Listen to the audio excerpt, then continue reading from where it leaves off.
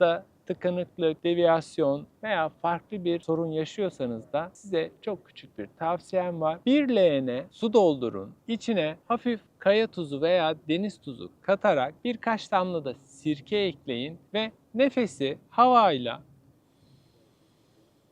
derin bir şekilde alın, başınızı suyun içine koyun ve burnunuzdan nefes verin. Ağzınız kapalı olsun. Başınızı kaldırdığınızda tekrar burnunuzdan nefes alın. Ağzınızı hiç açmayın. Bu serbest molekül halinde dolaşan havaya nefes verirken burun kaslarımız çok fazla zorlanmaz. Lakin bir su direnci oluşturduğunuzda ve nefes alışverişlerinizde başınızı suya koyduğunuzda suyun direnciyle burun kaslarınız kuvvetlenmek durumunda kalır. Burun kaslarınız kuvvetlenirse gece uyku apnesi yaşıyorsanız bu uyku apnesi hafifler, nefes alışverişleriniz çok daha derinleşir. Hepimize şifa olsun. Selamlar, sevgiler.